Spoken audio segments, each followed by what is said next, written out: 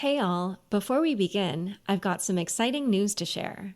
We've been working on something a little wild behind the scenes. It's called Unchained On Air, a revamped live stream series and podcast feed that takes you way beyond the headlines.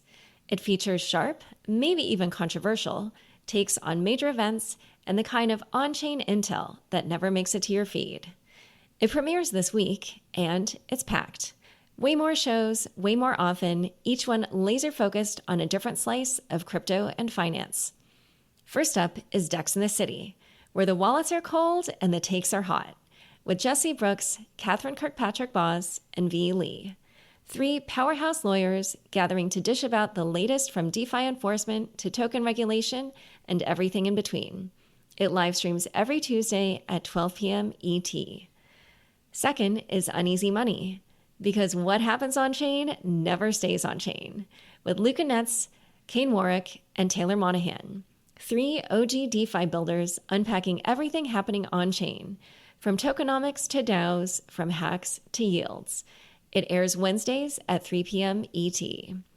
And finally, Bits and Bips the Interview, an addition to our group chat show, in which our executive editor, Stephen Ehrlich, takes you deeper with one-on-one conversations. This streams on Thursdays at 12 p.m. ET. To catch the live streams, follow Unchained on X, subscribe on YouTube, or find us on your favorite streaming platform now. And don't forget to hit the bell icon so you never miss a show. And if you can't make the live stream, these episodes will show up in your podcast feed the very next day. Thanks, as always, for your support.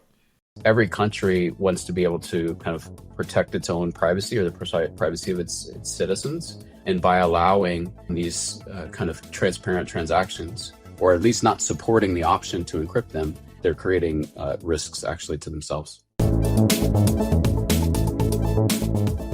Hey everyone, welcome to Unchained, your no-hype resource for all things crypto. I'm your host, Laura Shin. Before we get started, a quick reminder, nothing you hear on Unchained is investment advice. This show is for informational and entertainment purposes only, and my guests and I may hold assets discussed on the show. For more disclosures, visit unchainedcrypto.com. Mantle is pioneering blockchain for banking, a revolutionary new category at the intersection of TradFi and Web3.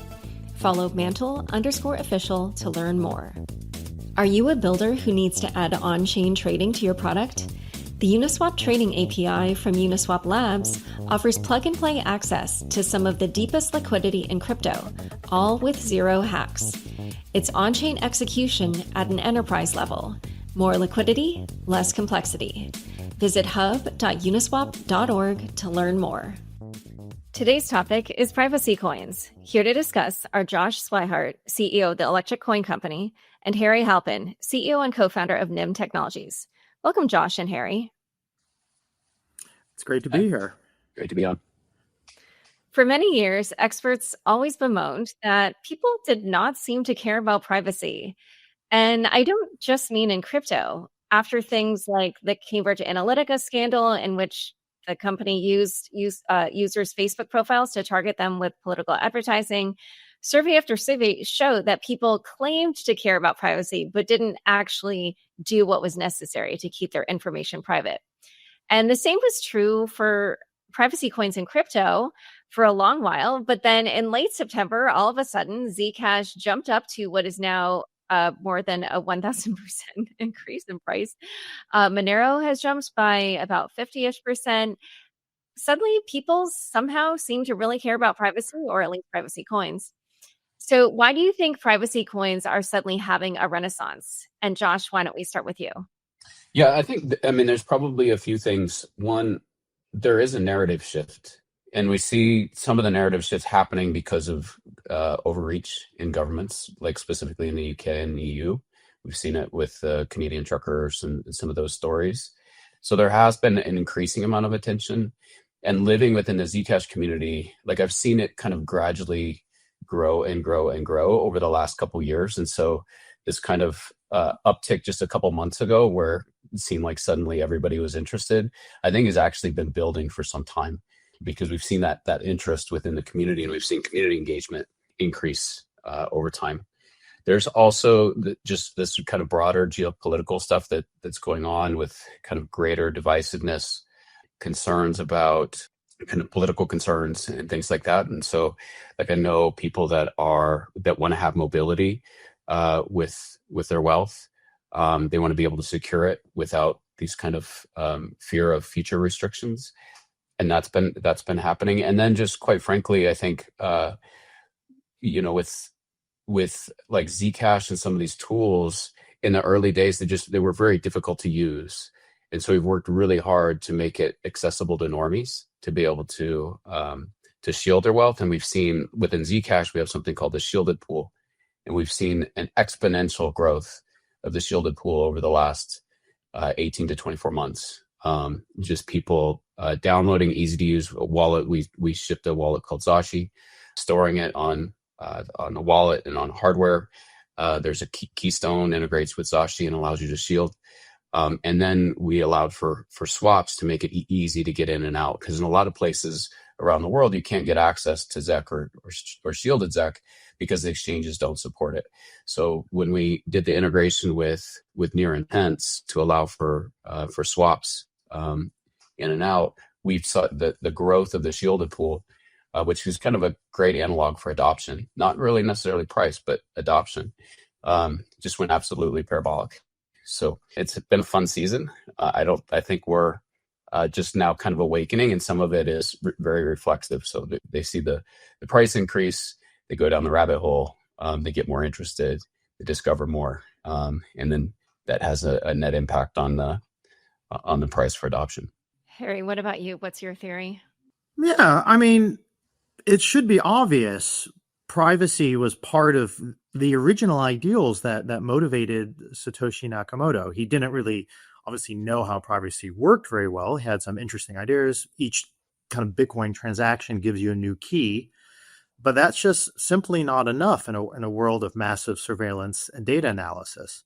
And we've seen that over the last few years in blockchain technology, firms like Chainalysis and now, national firms and such as Palantir, and I'm sure government agencies very much have the ability to track transparent chains, and Bitcoin is a transparent chain.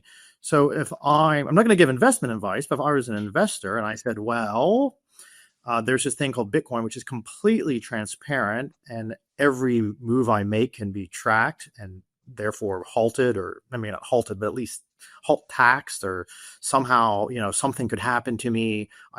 Someone knows how much Bitcoin I have. I could be kidnapped and torn up in little bits and buried in a desert, as what happened in Dubai, because someone knows my Bitcoin address. Or there's this magical alternative, which looks exactly like Bitcoin, but which keeps your balances private. So it's not, so no one knows exactly how much I have. I would obviously choose the latter. And, I knew a lot of the early cypherpunks, such as Lynn Sassaman, who people think are Nakamoto. And a lot of them, they all had this critique of Bitcoin from the beginning, that didn't have privacy. And now people say, okay, well, look, Zcash has been around a while and it works and it gives people privacy. So it's an obvious bet. The main issue has been exchange support and lack of and usability. So, I find it interesting that both of you talk about how this is like obvious. And I agree in some respect that is true. Like I'm one of those people, and I've said this on the show multiple times. I have never, or if I have, it was very early when I used the public function on Venmo. And every time I open it, I don't understand why people are still, broadcasting out their I find it so strange. But the truth is that we are the ones that are in the minority. Like, most people don't think about these things. Would you agree? I mean, you don't think about these things until it causes you a problem, right? Right, For but example, I just want to to explain. It is true. Most people just don't, right? Like you're saying, like it's so obvious, but to like I would say probably 90% of people, they don't think about it. But let me respond. I think, I'm on a public podcast with you, so I expect, thousands of people, any random person can listen in. And that's like the kind of cognitive bias I bring to the show. I know that's going to happen, so I'm not going to, for example, put my bank account on screen and give you a list of my transactions right now. But if I'm just like chatting with you in a cafe and then I'm like buying a coffee with my, I don't know, my credit card or my Lightning wallet or whatnot, I think my cognitive default, my basic intuition of the situation is that there's not thousands of people, including government agencies and private companies, listening into my conversation with like my friend in my cafe or my mom at home, or looking at every single transaction I make. That's just not, people don't think about it because that's not natural. It's actually not natural to have everything completely public. This is a freak side effect of the digital age that's being weaponized and used against us. But I think if people thought about it, they would definitely say, oh yeah, that's kind of weird. Like, I don't know if I want everyone to know all my financial transactions or the contents of all my conversations. Do I really want like Mark Zuckerberg between me and my mom? Do I really want, do I really want Chainalysis between me and my coffee purchase? Probably not. So I think most people, they just don't know. And maybe I'm wrong. Josh, do you have a theory as to why it is that most people don't seem to really care? I do think they care.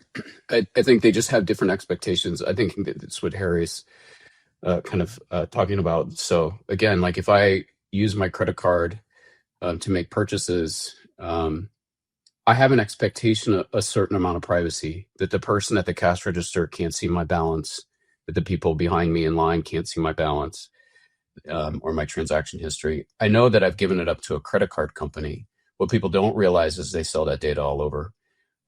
So it's actually not very private. And so lots of people get kind of information, but it's kind of hidden from the user. I think if they could see, if the credit card companies and the banks were very transparent about who can see what, I think it would actually freak people out, and I think they would care. With something like Bitcoin, if you're on a public database, so you have no expectation. There's no intermediary in between that says they're protecting your privacy. It's just out there for everybody to see. So if you're going to transact online and hold a balance, if it's on a public database for everybody to see for all time, it can never be erased. Like, how does that change your behavior and what you do with your money? Ultimately, if you're being watched, your behavior changes. You just act differently, right? If your curtains are open, you act differently than if your curtains are closed. So some of it is just a realization, but I think there is an expectation of privacy. It's just for a lot of people, they've trusted intermediaries to provide some blanket or some layer of privacy. And I mean, Harry went into this a little bit earlier, but I was curious for you to also explain, like, what do you think can happen to people, or like, why do you think they should care about privacy? I mean, he got a little violent with this, and you might also have reasons that trend that direction. But I was just curious for your thoughts on why people should prioritize privacy. Yeah, so actually my genesis story with Zcash goes back to when I was building tools and realized for ad tech, and realized how little privacy people actually had. So what we were doing was aggregating data. This was pre-Cambridge Analytica, aggregating data across over 24 different social media sites. We could scrape things like images that people posted online, and those images are geotagged and they're date tagged, so we know who you are, where you live, where you like to travel, what style of traveler you are, whether you have discretionary income, and got to a place where we could even infer like whether or not you're good at your job. And it became very, very creepy for us with the tools. And that when I went down the crypto rabbit hole a couple years later, it was like, this is a disaster. So not only can I aggregate all of this social media data that people are willingly posting online, but I can map it to their effectively their crypto bank account, right? Their Bitcoin address. And I can map their whole transaction history. And then what can I tell? And then what can I do? Like we saw, Harry mentioned somebody that had just recently gotten murdered, or a couple that had recently gotten murdered outside of Dubai. There was another one in the UK where fortunately it ended well, but they had hacked into his phone. So they got his map my run data. They were able to see each day where they were starting and where he was starting and stopping. And they knew he had crypto, so they showed up at his front door. Those kinds of situations where you're marrying not just your transaction graph with a cryptocurrency, but that with all of your other data that's posted online is a very real risk, and it's being used to exploit. That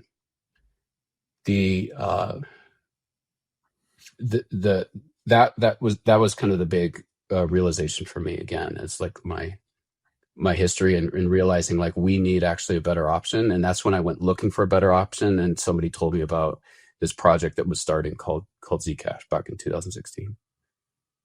Okay. And Harry, what about you? How did you get into privacy technology?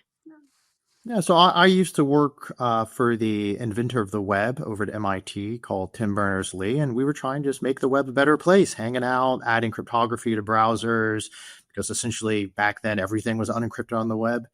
And during that period, we had this essentially revolution in Tunisia and then Egypt, and then a failed revolution in Syria.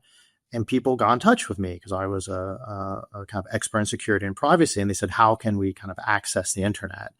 How can we access the internet privately and securely? And at that point, there weren't that many good options. There was Tor, and for messaging, there's really nothing. Signal didn't exist back then. People use Skype, people use VPNs.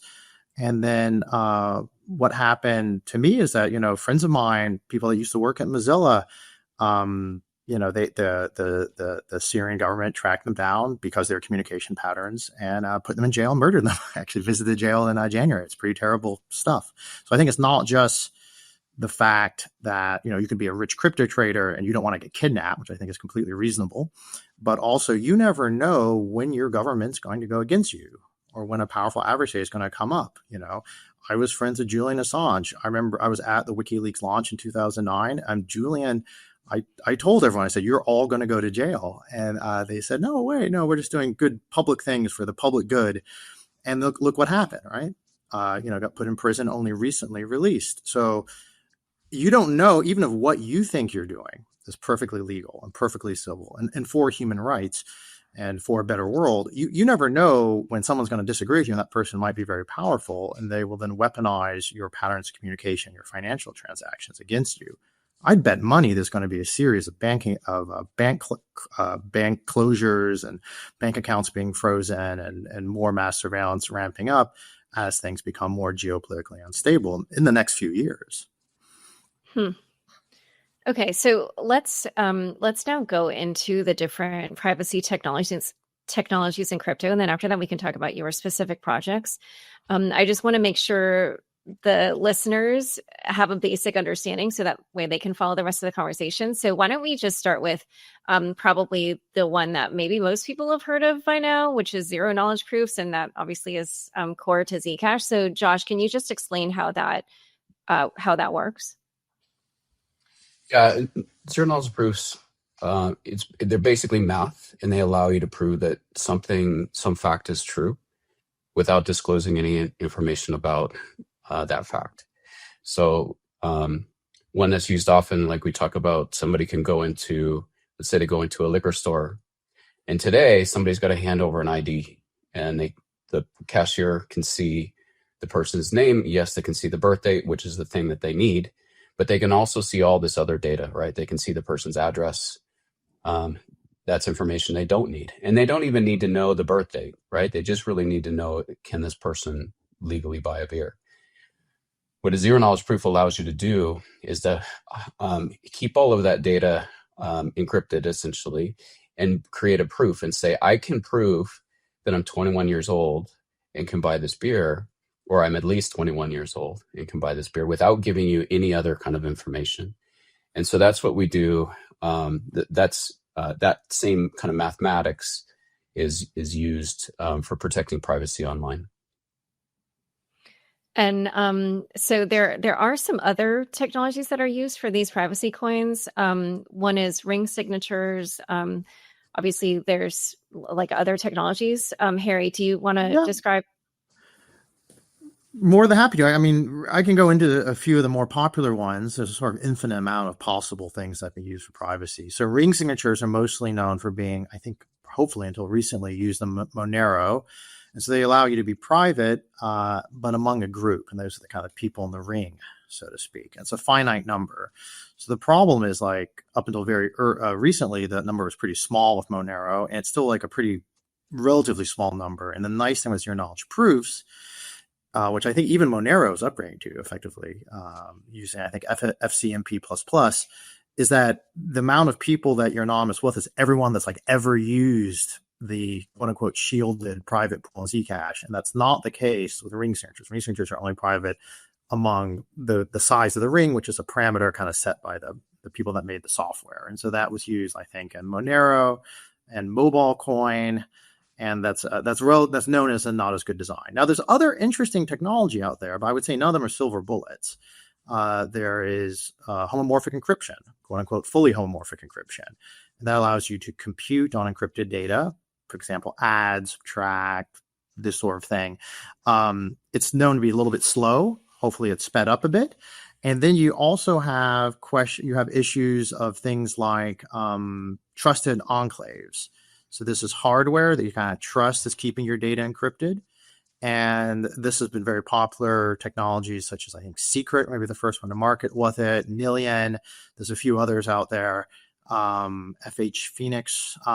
However, I mean, that technology, the problem with a lot of trusted enclave work is, I think they're pretty good, but you still kind of have to trust the hardware manufacturer. And I don't know, I don't like particularly trust Intel. Over time, we've seen more and more breaks against that core technology. So people, I think, like, we use trusted enclaves as part of like defense in depth, but I wouldn't recommend it as the only technology. And there's other newer technologies like secure multi-party computation and a few others. But effectively, I think if you just want to rely on pure math, and you want effectively privacy on chain, zero knowledge proofs are the way to go. And I have to admit, zero knowledge proofs are high tech technology. I was working at MIT, and across the hall from me was Madar's Versik, was working on the original, at that point it was called Zero Coin, Zcash paper. And I was like, there's no way this works. I asked Madar, he's like, are you sure it works? He's like, well, I'm not really sure, but it looks like it works. And I was like, oh, let's try to do a transaction. And like, I don't know, like a year later, we tried to do a transaction. I tried to do a transaction with this guy called Amir Taki, where I was watching him try to make a Zcash transaction. He had to handcraft some JSON, and we were just like terrified it wasn't going to work. It did work. It was very slow back then, but now it's like much easier. So I would say in terms of technology maturity, zero knowledge proofs are the way to go. And then there's like a million types of zero knowledge proofs, but they all do the same thing with various trade-offs on prover and verification time. Basically, like, how fast is your transaction? Okay. Yeah, I know Amir, and yeah, he's great. He makes an appearance, I think, in my book. Okay, so let's now go into your specific projects. We'll start with Zcash. That one obviously has been the biggest recipient of the new interest in privacy, and even earlier today, it was announced that there's now going to be a Zcash DAT called Cypherpunk, which is maybe the least cypherpunk thing I've ever heard of. But anyway, let's just talk about Zcash. So, Josh, why do you think it is that Zcash has benefited the most from this sudden interest in privacy coins? And maybe just, you kind of like left us hanging in your personal journey where you heard about Zcash and got interested. So maybe fill in also like what you've been doing since then. Okay, yeah. So, just to I'll tie a bow on that personal story. I found the Zcash project because I was looking for privacy. I had been kind of around the Monero community. I was a little bit frustrated, and so I wanted to find something better. Somebody in the Dash community actually pointed me to what the team was doing at Zcash prior to launch, and then I came knocking at the door, and I said, like, I was the CEO of another software company. Decided that this is what I wanted to do for the rest of my career, is to work on solving this problem. And so I actually stepped away, and I started knocking on Zuko's door, and maybe 8 months later or something like that, he finally agreed to let me come work on it. and then took over as the Sugo stepped down in December 2023 as the CEO, and then I stepped in during that time. So, it's been the honor of my life, and I had to really grovel to get to work with this amazing team that's here at Electric Coin Company. Part of what's beautiful about Zcash is its simplicity. And it's complicated, yes, the zero knowledge proofs, but it is effectively encrypted Bitcoin. So Zcash was a fork of the Bitcoin code base. At the time, the scientists like Madars and others had approached the Bitcoin core team about adding zero knowledge cryptography to Bitcoin, but the cryptography was too novel, and rightly so. The core team said, like, this, it's not performant. The cryptography is new. We need to be able to trust the Bitcoin chain. Like, try it out, experiment with it somewhere else. And so they did. They just took the Bitcoin code base, and then they added zero knowledge, and then it wasn't performant, as Harry was talking about. It took a beefy machine, maybe 4 minutes, to create a zero knowledge proof, and that's just not going to work, right? So we've had to go through years and years of refinement and scale, and kind of working through these issues to get it to the place where it is today. And it just took time. But underneath it all, it's encrypted Bitcoin. Like, it's 21 million cap. It's got the same properties as Bitcoin, but you have this added privacy layer, and people can really understand that. It's really, like, it doesn't have programmability. The attack surface is very low. And so when people start thinking about what they want with Bitcoin, if they want any kind of privacy, it's an easy thing to understand. And at this point, how widely adopted is Zcash at, like, say, merchants, or, what do you think people are using the shielded transactions for? And, do you have an idea of the demographics of who's using it? Whether it's certain geographies or certain types of people, or? We don't have anything, like, because we can't see the balances, and we can't see who's transacting, like nobody can. We can see information about, like, who downloads the wallet, like the Zashi wallet that we released. In terms of its use, you can see, like, within the last couple of months, that the amount of transactions, specifically shielding and unshielding, has grown massively. And so part of that is related to the ability to swap in and out. So it's one-click swaps through Zashi, through Near Intents, which that team we've been working with for some time, to make it very, very easy to move in and out of shielded ZEC. And then we implemented something else called CrossPay, which was kind of based upon, again, something that the Near team built, which I think was very clever. But it allows me to send shielded ZEC to anyone that accepts crypto, effectively, whatever crypto they accept. So if somebody is accepting Bitcoin, and you're going to buy a T-shirt or something from them, and I can't do the math right now, but let's say it's 0.001 Bitcoin or something, I can send them 0.001 Bitcoin out of my shielded ZEC. They get Bitcoin, so they don't have the privacy guarantees, but they can't see the source of funds. They can't see my transaction history. I get to stay private with ZEC, but they get the Bitcoin that they want. And that we've seen it's a nice uptake with people using that capability. It's this kind of combination of shielded ZEC, the Zashi wallet, Near Intent. It's kind of this promise of Web3, where we're actually now stitching this fabric together in a way that's preserving privacy. That's so interesting. I love it. Yeah. And I am seeing that the shielded pool is about 23% of the network. So, that I can't remember. I think, like, a really long time ago when I looked into this, it was only like 10%. But one question. Yeah, it's like 30%. Like, it's close to 5 million in terms of the shielded pool, whereas just a year and a half ago is where you started to see that growth. Again, it didn't just happen over the last 2 months. It's been happening. You just saw kind of this upward thrust just recently, but it went from like 1.5 mil, I think, a year and a half ago, to 5 mil today, the total number of ZEC that are stored in shielded addresses. Yeah. And a last question on this, when I asked about the demographics and you said you could only see who had downloaded the wallet, I was just wondering because the, percentage of the unshielded pool is much greater. Can you figure out who the users are from that? Like either geographies or, what they're using it for or anything? I'm sure like maybe the tracing companies, like it's just antithetical to who we are to look at that, try to look at that data. So I'm sure that they can probably, if people are using it just like they're using Bitcoin, they have the same power to whatever they can see about Bitcoin, they can see about completely unshielded Zcash transactions. Okay. And one last question. Earlier in the episode, you talked about how a lot of exchanges don't support ZEC. Why is that? And, do you feel like that is going to change? Yeah, it is changing, especially based upon this recent push. Like the not inbound, like has been through the roof.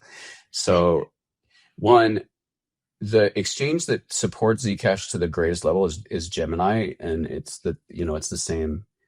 The Cameron and Tyler, the Winklevoss, They're involved in the DAT. They're involved in the DAT, yeah. Cypherpunk. One of the things to note about it is that they talked this morning about it is a DAT, but they're looking at investing in various privacy projects broadly.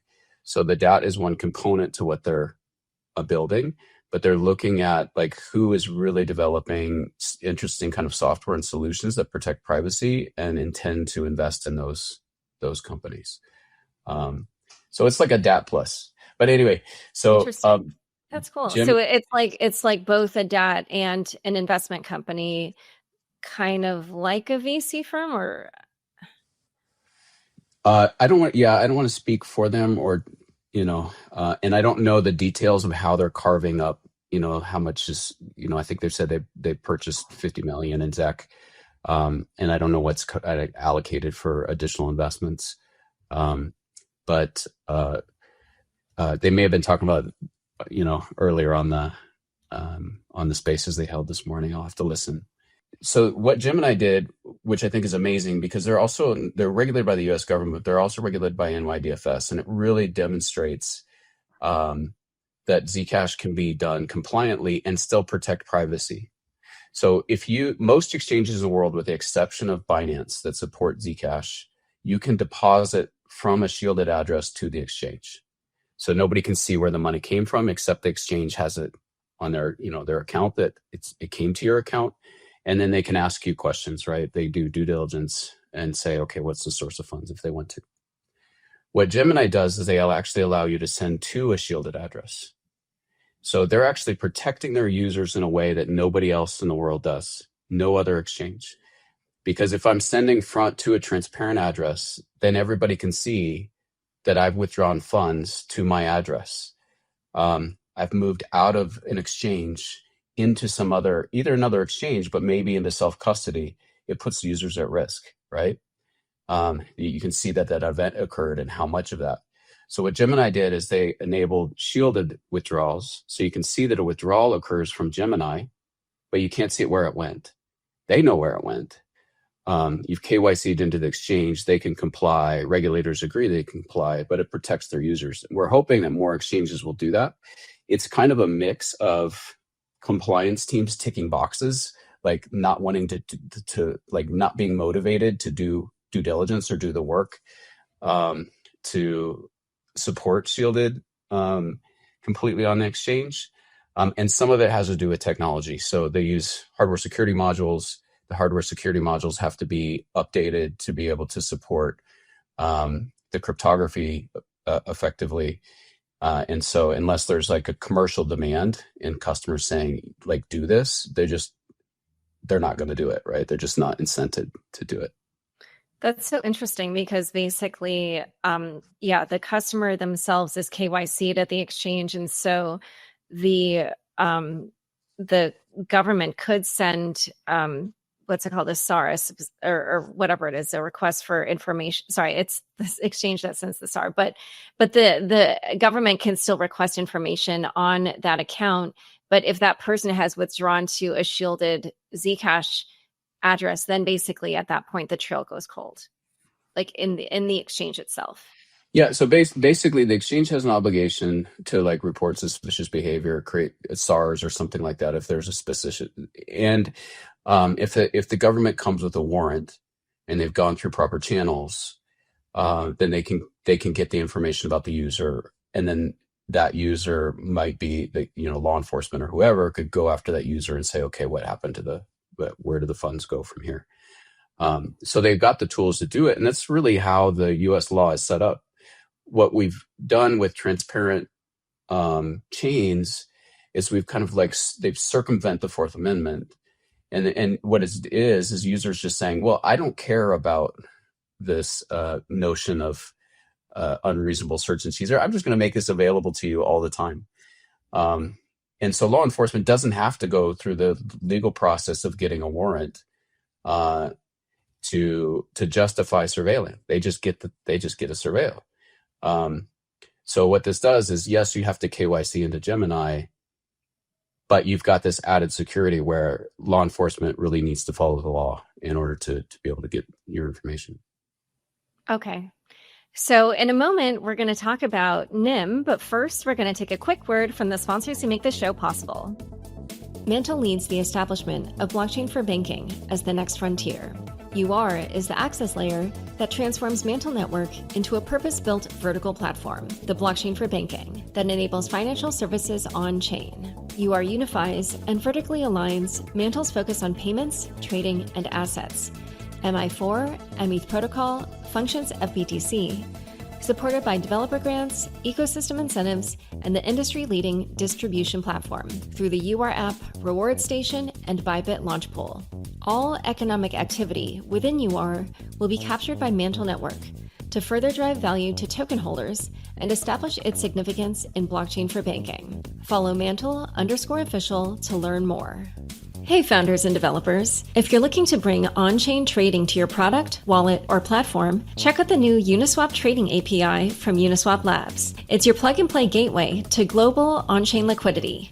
No deep crypto expertise required, and no need to manage complex integrations or ongoing maintenance. With the Uniswap Trading API, you'll get enterprise-grade on-chain execution, combining both on-chain and off-chain sources for the most competitive prices. Simply put, more liquidity, less complexity. And this isn't just any API. It connects directly to the Uniswap protocol, which has securely processed over $3.3 trillion in total volume with zero hacks.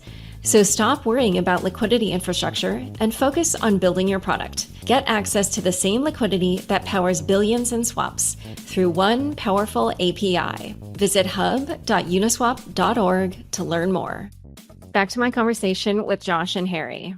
Before we move on to NIM, actually, I did want to ask Josh one more question, because we often hear that it's not just people who are kind of like trying to evade government authority or whatever who can benefit from this, but oftentimes we hear, for instance, financial institutions could benefit or whoever. So can you just talk a little bit about some other demographics than the ones that people traditionally think of that can benefit from privacy coins? Yeah, sure.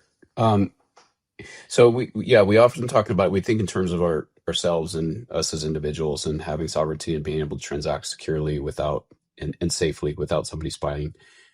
But to your point, it is financial institutions. Like, it's a non-starter to be able to, and just businesses in general, right? If I have my balance sheet effectively on a public ledger, or I'm transacting with customers and things like that, I don't want to expose that. Like, I don't want to expose it to my competitors. I don't want to expose my customers to unreasonable like security issues because they happen to buy a cup of coffee or a t-shirt or something like that. And so it's really kind of incumbent on businesses that are accepting crypto to really kind of think about the information they're exposing about their customers and about themselves. And in fact, finally, like, it's a national security problem having transparent ledgers. And I've had numerous conversations with regulators about this.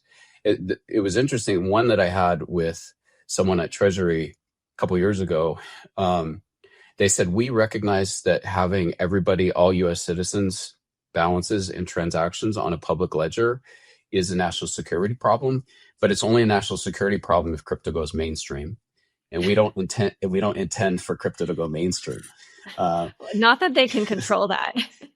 So, well, that didn't they battled and they lost, and it is now mainstream. So now it's a national security problem. So if you think about it, right?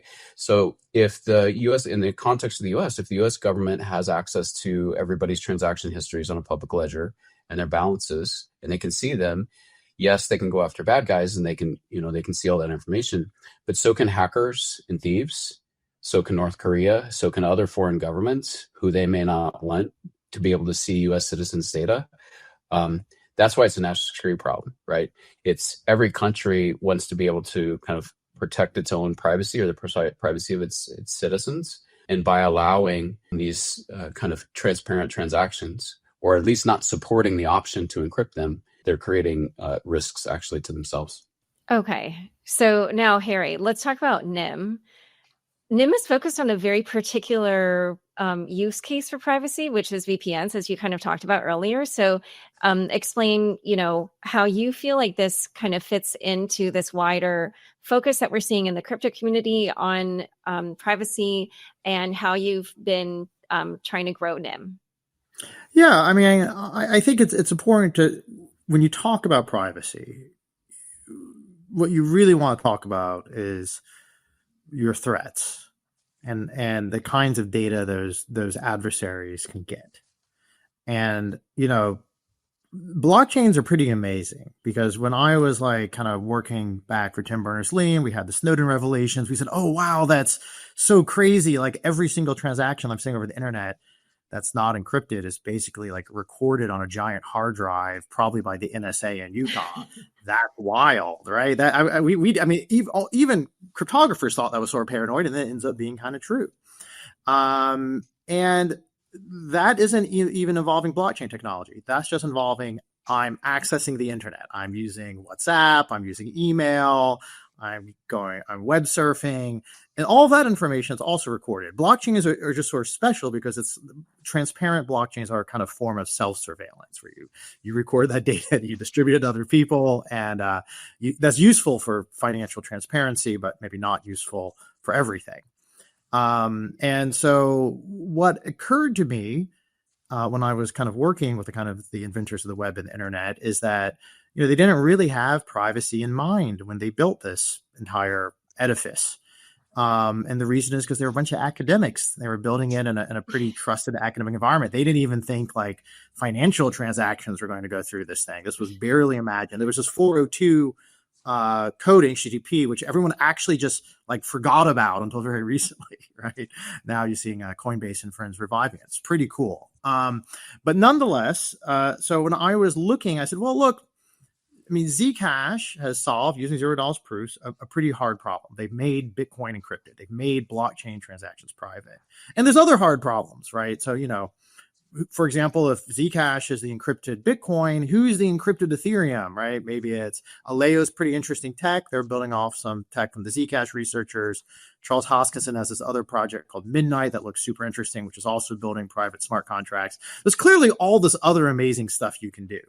However, as an internet standards expert, I said, well, let's try to fix the problem at the basic level. And that's the most basic level of when I send packets over the internet, and it doesn't matter if it's for a video call or if it's for Zcash or whatever, can we encrypt those packets and can we make them private, even against an adversary, which like the NSA or Palantir or Chinese government, choose your adversary of choice, is watching the entire internet and can actually see and record every packet.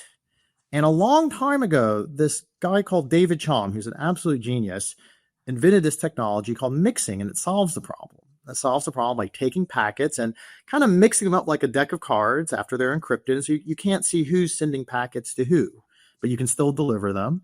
And the problem is that technology was kind of slow when Dr. Chaum invented it. And so we said, well, maybe the internet's faster now, and we could actually implement this technology using some newer techniques. And this technology can be used for general purpose internet traffic. And I think that is what we built. We built NIM. It's a mixnet, and it makes your technology, it's decentralized, and it makes your packets kind of private and anonymous, unlinkable to who sent who, sender and receiver, by default. And we think that's pretty cool. And it's very useful even for things like Zcash. So, Zcash, it's encrypted on the blockchain. But when I'm actually using, say, Zashi, I'm not gonna have I could, that'd be pretty crazy. I'm probably not gonna have like a Zcash, like full node on my machine, right? I'm gonna be talking via a light client, my phone, to like someone else's machine, and that machine's gonna do the cool Zcash broadcast. But the problem we have there is your IP address, this little number, 255.01.33.22, whatever it is. You always have one when you're on the internet. That number, which can be traced to more or less my neighborhood, if not my internet router itself, is then revealed to the full node. So it doesn't really matter that my data is encrypted. My IP address is revealed, and my timing when I sent the transaction is revealed. How many bits I send is revealed. And we also think that all that data should be hidden. And to my knowledge, NIM is the only kind of deployed mature technology that can do that against like an adversary that's watching the entire internet. There's other stuff that can help. VPNs help. Tor is definitely better than VPNs. And the way you think about NIM, it's like an ultra secure and private version of Tor in a standard VPN.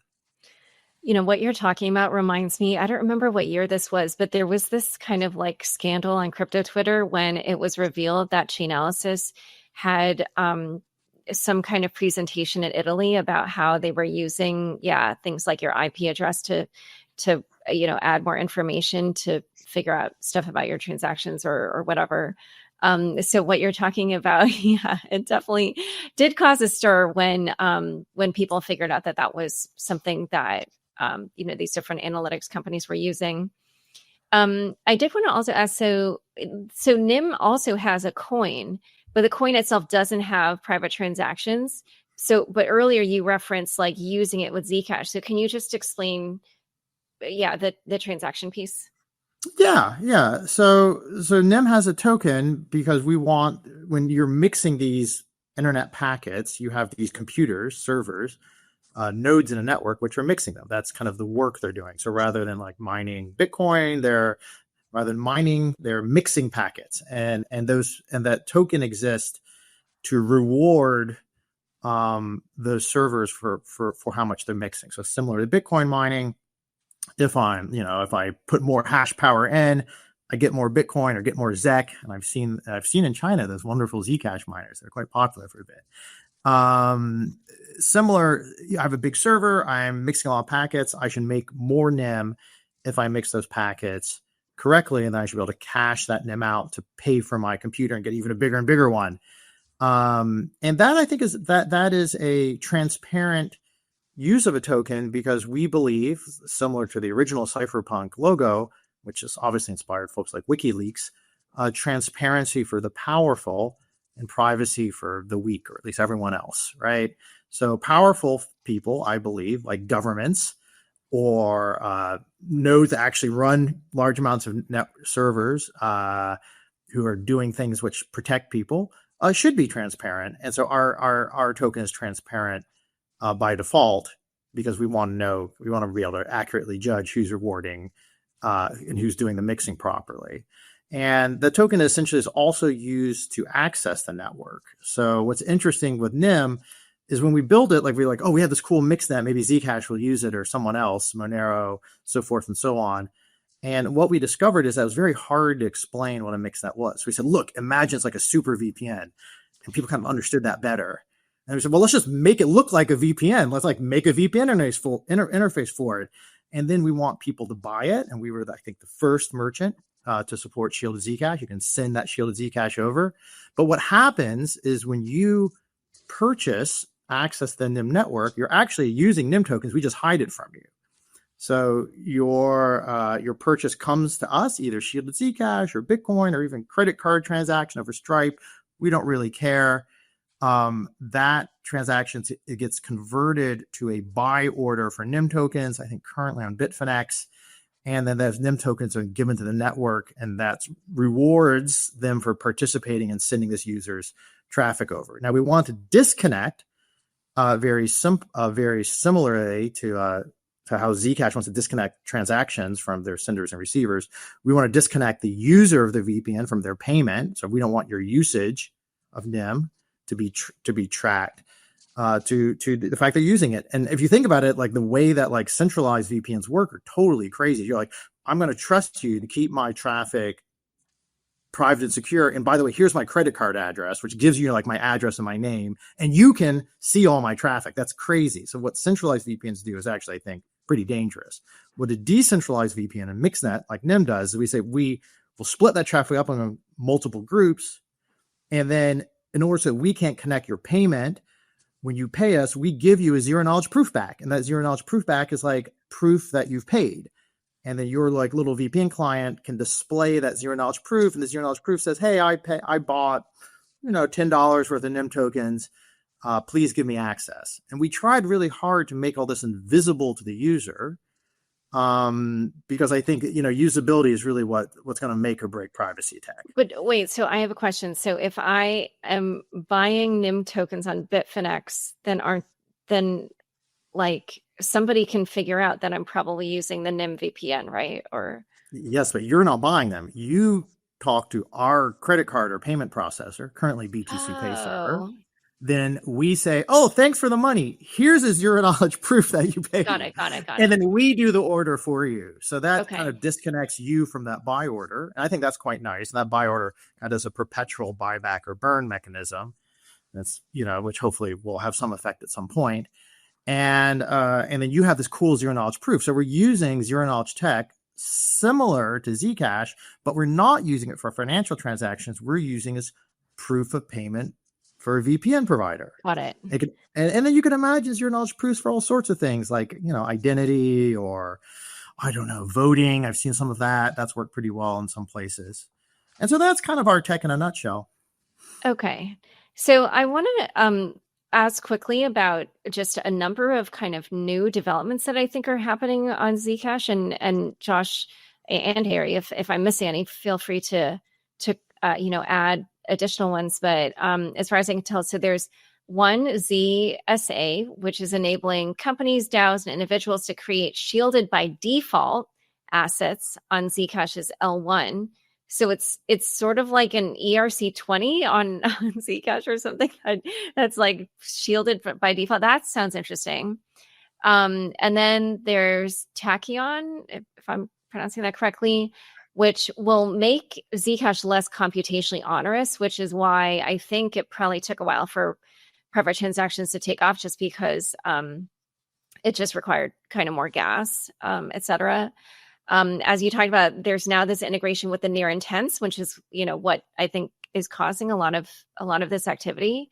So it sort of feels like we're on this precipice of just, like real, transactions happening privately, and the technology making it easier, to do it by default. Is that how you're thinking about like where kind of the next wave of privacy tech is going?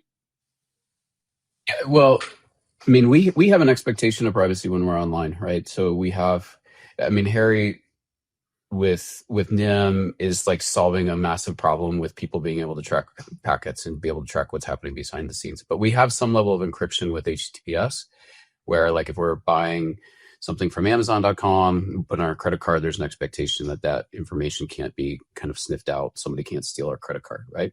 And it works, and people use it because it just feels part of like your normal everyday kind of activity. It hasn't been that way with privacy coins, right? It's too complicated. The user experience, it just isn't there, but that's changing. So we now have these wallets where we can hide all the complexity kind of behind the scenes. The user knows that it's private, but they don't have to go through any additional hoops. So if it's just as easy to have a privacy option or not privacy option, it's not even a privacy option. It's just the option for being able to spend, and I know I'm safe and secure.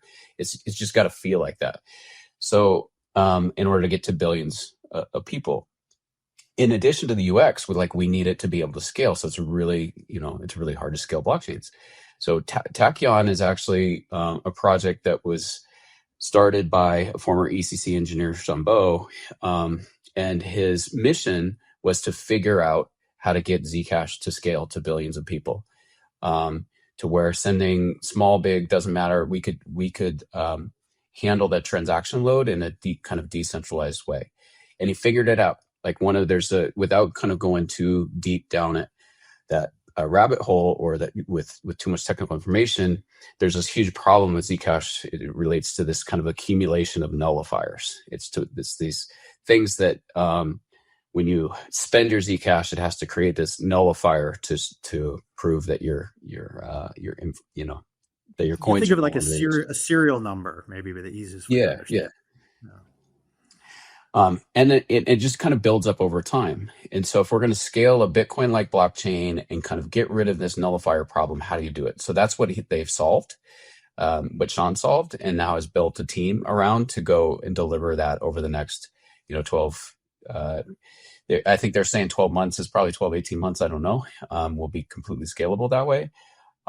We need to improve the user experience so that we don't have to deal with seed phrases and addresses and things like that normies have a tough time kind of grokking or understanding out of the gate when they're first getting onboarded. And then there's these other efforts. One of the beautiful things that's happened with Zcash over the last couple of years is this proliferation of different people and organizations that are building stuff. So there's a group called Kedit who's building this notion of ZSAs, so that allows an issuer to issue an asset on top of the Zcash chain and have it completely shielded. So if somebody wanted to do a stable coin or they wanted to do Bitcoin, they could using Zcash tech. But it requires an issuer to be able to do that, to manage issuance and redemption. And then there's other kind of fee market things and things like that are going on actively. Somebody's looking at a kind of hybrid proof of work, proof of stake. That's where Zuko currently is with another team called Shielded Labs. And then the Zcash Foundation. It's just like this ecosystem is growing, and it's growing really, really quickly. All right. So last question. I'm sure you guys know that there are other bigger blockchains that are already looking at adopting privacy. So, we did see the price increase suddenly in late September with Zcash and other privacy coins. And then in early October, the Ethereum Foundation announced that it was establishing what it was calling the Privacy Cluster, a team of 47 researchers, engineers, and cryptographers to establish privacy as a first-class property of Ethereum. We've long heard Bitcoiners talk about adopting privacy. And, I have seen a few sentiments online that just make it seem like there are users in these ecosystems that feel like privacy should just come to their chain and they shouldn't have to go elsewhere for it. So here's one Clouded Mind said on Twitter, insane that the entire timeline thinks privacy coins like Monero and Zcash are better than Ethereum after the Ethereum ecosystem went to war with the US government. You can literally use your anonymized ETH in a plethora of on-chain permissionless protocols in DeFi. What the fuck you gonna do with your Zcash, bro? Shield it and buy drugs? Let me tell you, drug dealers don't even want Zcash, dude. And then another one, Asger MSB wrote, are privacy coins actually useful? What niche do they fill that something easier to use like Tornado Cash doesn't fill? So, and then they wrote, I've been investing in crypto since 2017 and I don't want to use a new blockchain unless there's a really good reason. So how do you guys address that sentiment? No, I'll mention this really quickly and I'll let Josh go into the details of Zcash. We're a merchant, right? We essentially sell a mixnet, which is a super VPN. And obviously people that are really into privacy, like Chelsea Manning and so forth, are super users. And we want to take payments from as many different kinds of people as possible. And in fact, I think most of our users currently pay, I think most people pay in credit card, but after that it's Monero. But, we want people to be able to pay for our service privately. And we know that shielded Zcash is the best tech out there. So that's why we encouraged, as a merchant, we said, hey, why don't we just make so we can plug in shielded Zcash into a BTC Pay server? And someone did that. It wasn't us. And we got working first, I think. And now we're seeing a large increase in number of shielded Zcash transactions also basically going up exponentially from our user base. And so you can not only, I mean, I'm not going to comment on buying drugs, but you can also buy a VPN with shielded Zcash. And I think the amount of shielded Zcash users will proliferate, and more merchants will take it. I do think there's some questions of other chains trying to catch up to Zcash. Why were we always supportive of Zcash? Because I can say as an outsider, but who does have a PhD and did, teach cryptography, both, worked at the Ron Invest at MIT and crazy places like American University of Beirut. There's not so many people that can actually code this technology without bugs. In the beginning of the internet, we were just trying to get like TLS. We're just trying to get HTTPS working. It took like 5 to 6 years after Stolen Revelations to take the internet from like 10% TLS to like 99% TLS. And at the time, there weren't even that many people that could code that properly. There were still bugs being found. 2018, 2019, there's still occasional bugs. And so the amount of people that can actually like code zero knowledge proofs in a way that's not just like, oh, I forked your repo and just jumped through it on another chain is close to like, I don't know, I would say probably like maybe 50 max on planet. And I would say like half of those work at Zcash. So I think Zcash has this like inbuilt advantage because we know their code is solid and their team is solid and they're the first people to get it working. Even like the co-founder of Google's, I don't believe you guys even have this working. I mean, I think it was Sergey Brin who said that after a Zcash presentation. And so that's, it kind of makes sense that they have an advantage.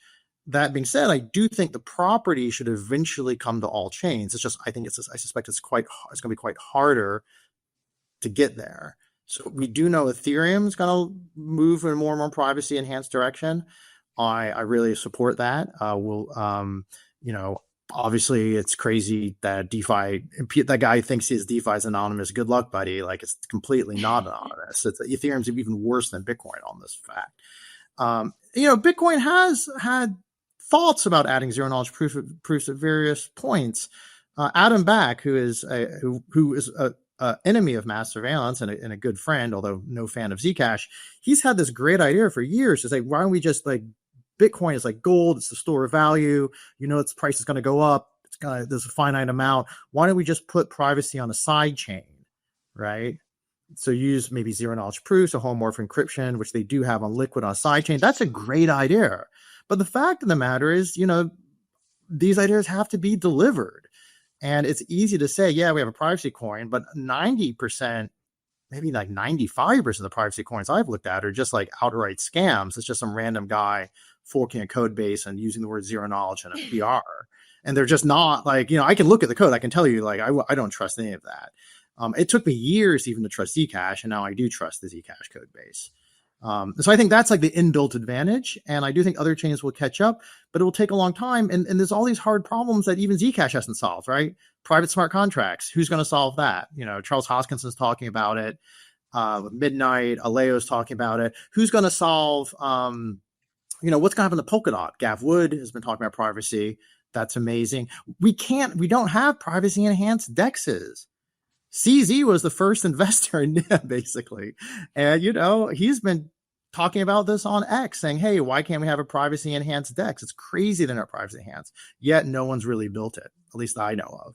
So there's a huge opportunity out there, I think, for hardcore committed teams to make a progress, but they should learn from the masters, and the masters on, privacy is really, I think, the Zcash team.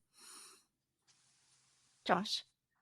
Yeah, so I'll add, by the way, on the DEXs, near this morning, I don't know if they've announced it actually, but you can use it. There's shielded withdrawals from near. So you can now deposit it in near and withdraw shielded from near. Maya, which is a sister chain of Thorchain, will soon have that capability as well. So they're coming, and people realize the necessity of them, and they're investing in them, which is amazing. So with some of these things, so building, I was talking to somebody who's engaged in a privacy project that's not in the crypto space, but very well known. And we were having lunch, and he was telling me, like, for our development to add privacy capabilities, it's at least takes at least twice as much effort and work, with a skill level that's beyond what most engineers kind of understand. So One thing, like Harry alluded to, like one of the things that NIM protects against is something like kind of timing attacks. So when you send a transaction or you do something online, when you do it can be correlated with other information. Engineers aren't necessarily equipped to think about threat models these ways. And so the people that are really good think about these kind of adversarial attack vectors when you think about privacy, like what is really being exposed, not just like the core of the thing, but on the edges of these things. It's called like side channel attacks that are possible.